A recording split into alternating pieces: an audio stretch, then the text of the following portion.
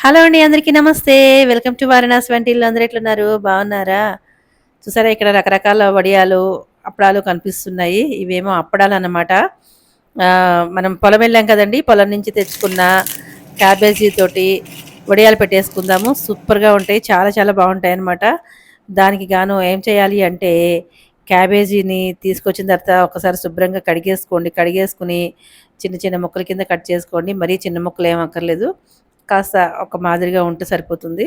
ఆహ్, ఆ ముక్కల కింద కట్ చేసేసుకొని, సరిపడా ఉప్పు వేసుకోవాలి. దానికి కొంచెం ఉప్పు వేసేసుకొని బాగా నలిచేస్తే నీరొచ్చేస్తుందండి. శుభ్రంగా ఇలా గట్టిగా నలిచేస్తే రసమంతా వచ్చేస్తుంది. నీరొచ్చేస్తుంది. ఆ నీరుని ఒక గుడ్డలో మూట కట్టి బాగా పిండేయాలనమాట. ఒత్తి పెడితే ఇలా పొడి పొడిగా వచ్చేస్తుంది. చూసారా?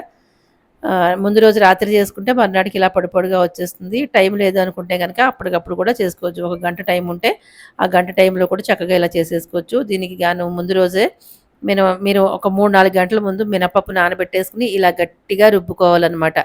వడియాలకి ఖచ్చితంగా ఈ మినప్పిండితోటే రుబ్బుకోవాలి. మినప్పిండితోటే వడియాలు చేసుకోవాలండి. క్యాబేజీ వడియాలైనా సరే, బూడిద గుమ్మడికాయ వడియాలైనా సరే. దీనికి పండు మిరపకాయలు కావాలి. ఈ పండు మిరపకాయలు పొలం నుంచి తెచ్చినవే.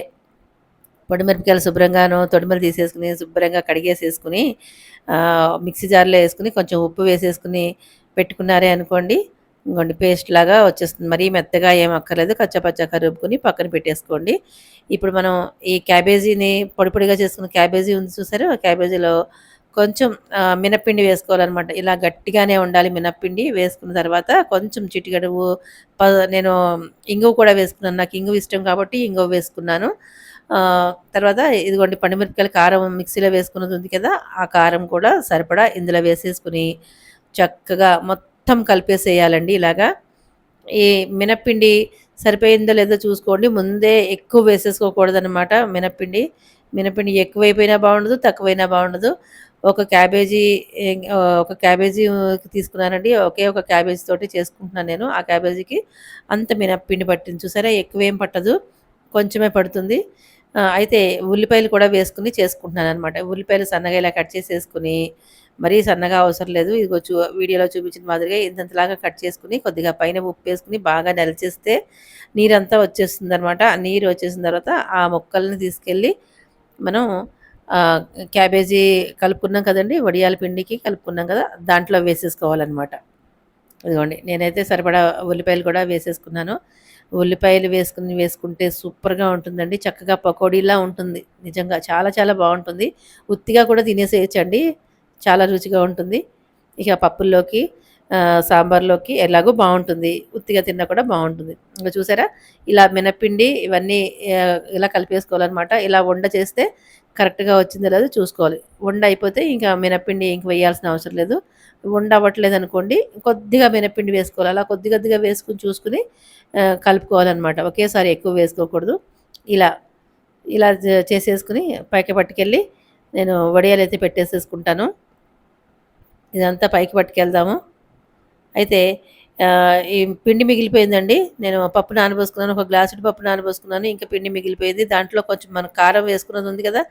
పండుమిరపకాయల పళ్ళ కారం ఉంది కదా! ఆ కారాన్ని ఈ రోట్లో వేసేసుకొని దీంట్లోని వెట్ గ్రైండర్‌లో కొద్దిగా ఆహ్, దీంట్లో కొంచెం ఇంగువ కూడా వేసేసుకొని, ఇది రుబ్బేసుకొని, తీసేసుకొని గిన్నెలోకి తీసేసుకున్నాను. దీంతో కూడా చిట్టి వడియాలు పెట్టుకోవచ్చనమాట. కూర వడియాలంటారు చూసారా? ఆ కూర వడియాలు పెట్టుకోవడం కోసం అని చెప్పి అలా వేసుకొని పెట్టుకున్నాను. ఇప్పుడు మనం వడియాలు పెట్టుకోవాలి అంటే గనక మీరు బట్ట మీదైనా పెట్టుకోండి. లేదంటే ఇలాగా ప్లాస్టికు షీట్‌లోనైనా పెట్టుకోవచ్చు.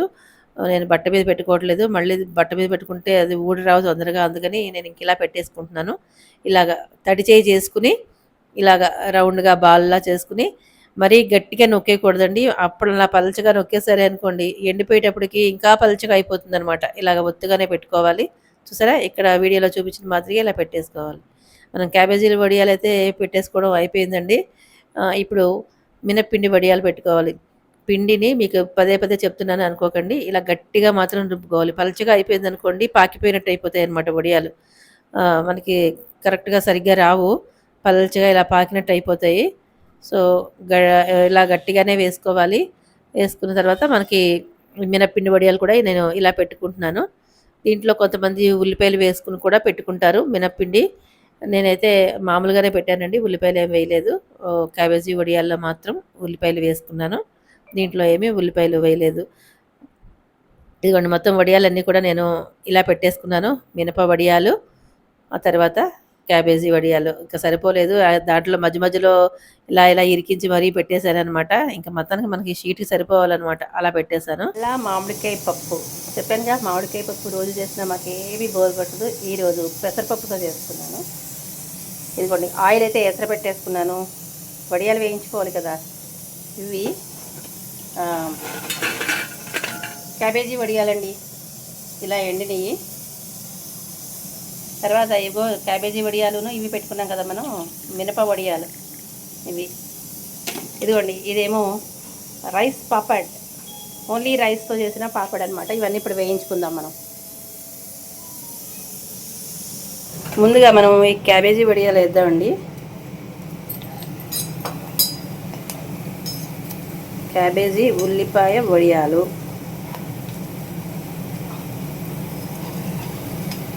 చాలు, ఈ మాదిరిగా వేగితే చాలు. మరి నల్లగా అయిపోతే చేదు ఎక్కువ అవుతుంది.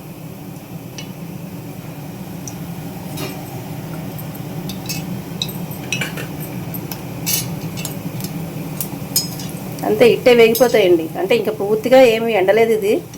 సరే మామిడికాయ పప్పు చేశా కదా, అందుకని పప్పులోకి వడియాలు వేసుకుంటే బాగుంటుంది అన్నమాట. అందుకని వేపిస్తున్నాను.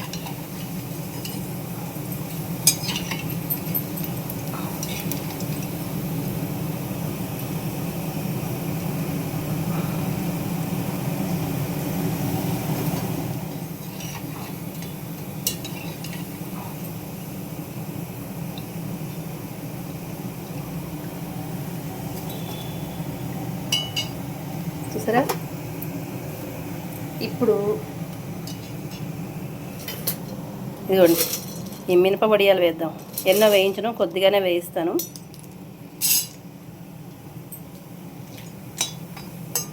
మీకు చూపించడం కోసమే.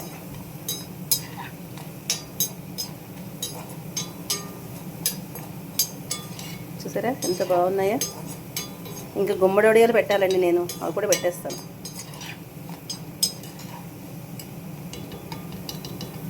వేగిపోయి తీసేద్దాం.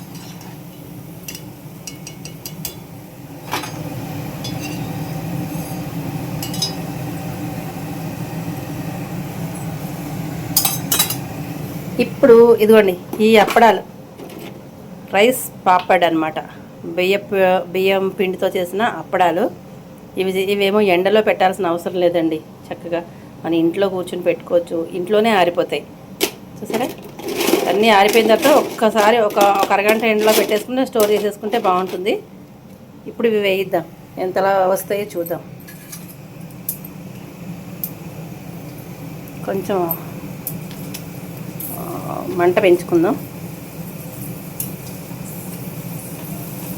ఇంకా పెద్దగా కూడా చేసుకోవచ్చండి, కానీ నేనేం పెద్దగా చేస్తే మళ్ళీ ఎక్కువ ఆయిల్ ఎసరు పెట్టాలి, అందుకని ఇలా చేసా.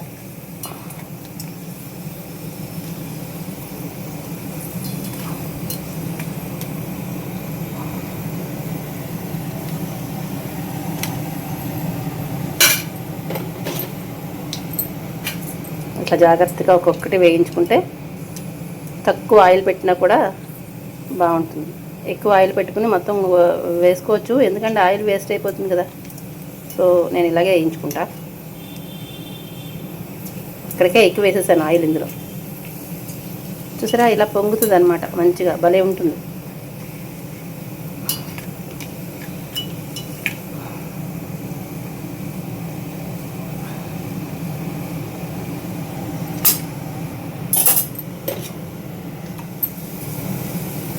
ఇది మధ్యాహ్నం అప్పుడు స్నాక్లా కూడా తినేసేయచ్చండి, భలేగా ఉంటుంది, చాలా బాగుంటుంది. ఇంకా చాలు మనకి ఆ పెద్ద. ఇదండి ఈ అప్పడాలు మనం అన్నీ వేయించేసుకున్నాం. వడియాలు, అప్పడాలు అన్నీ కూడా వేయించేసుకున్నాము. పప్పు కుక్కర్ అయితే ఆపేసాను. చల్లగా అయిన తర్వాత ఇక కుమ్మేయడమే.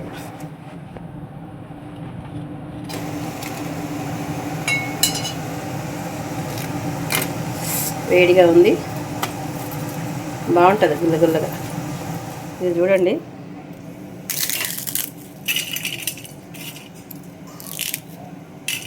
చాలా బాగుంది రుచి అయితే. సూపర్.